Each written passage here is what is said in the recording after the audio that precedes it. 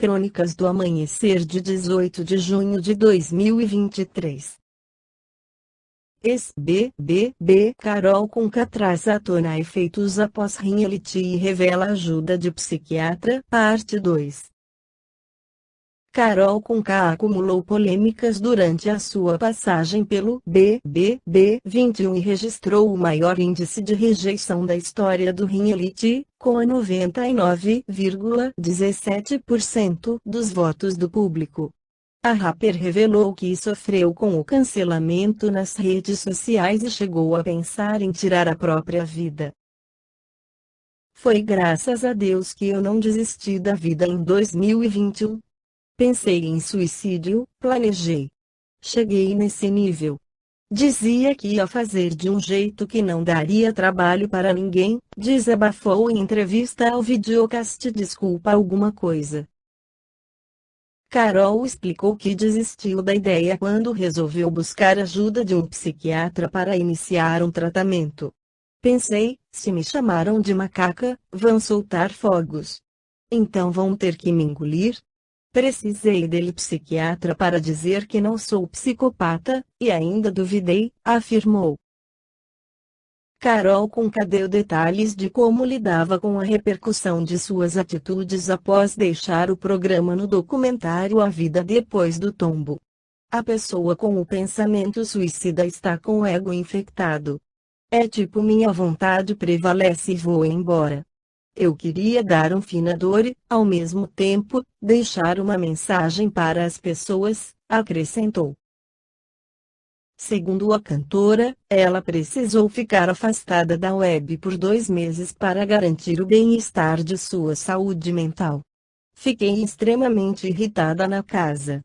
Mas a maneira que a edição foi conduzida, não só no programa, mas na internet ajudou no cancelamento.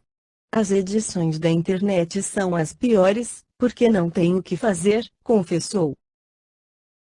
A artista ainda acrescentou, as pessoas do BBB ainda ficam desenterrado a minha imagem. Eles entraram pensando em não ser a nova Carol e acaba saindo de lá cometendo atitudes até piores do que as minhas, mas não são julgados da mesma forma porque a pele é branca. No livro Espiritismo em sua expressão mais simples, Allan Kardec afirma que, a própria doutrina que os espíritos ensinam hoje não tem nada de novo, é encontrada em fragmentos na maior parte dos filósofos da Índia, do Egito e da Grécia, inteira no ensinamento de Cristo. Então o que vem fazer o Espiritismo? Vem confirmar novos testemunhos, demonstrar, por fatos, verdades desconhecidas ou mal compreendidas, restabelecer em seu verdadeiro sentido as que foram mal interpretadas.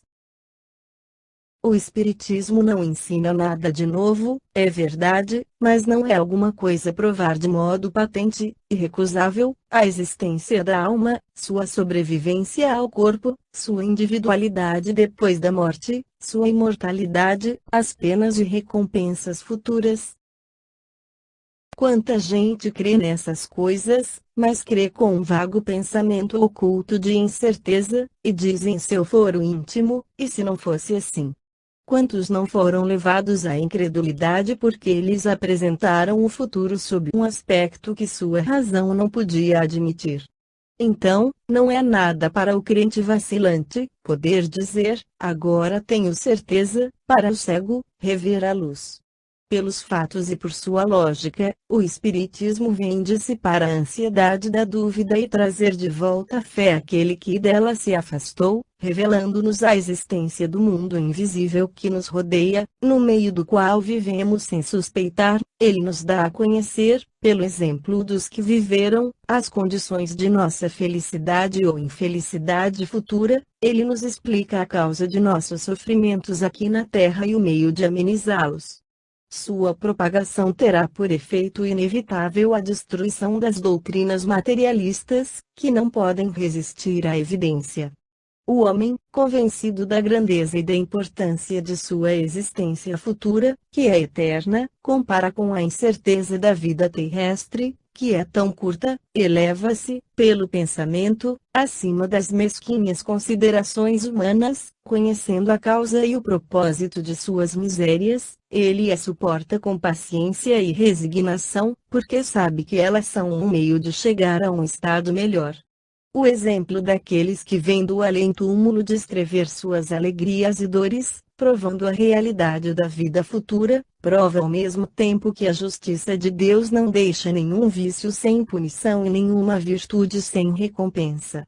Acrescentemos, finalmente, que as comunicações com os seres queridos que perdemos acarretam uma doce consolação, provando não só que eles existem, mas que estamos menos separados deles do que se estivessem vivos num país estrangeiro. Em resumo, Espiritismo adoça a amargura das tristezas da vida, acalma os desesperos e as agitações da alma, dissipa as incertezas ou os terrores do futuro, elimina o pensamento de abreviar a vida pelo suicídio, da mesma forma torna felizes os que aderem a ele, e está aí o grande segredo de sua rápida propagação. No livro Que é o Espiritismo, Allan Kardec responde sobre a morte. O gênero de morte influi no estado da alma? O estado da alma varia consideravelmente segundo o gênero de morte, mas, sobretudo, segundo a natureza dos hábitos durante a vida. Na morte natural, o desprendimento se opera gradualmente sem abalo, começando mesmo antes que a vida esteja extinta.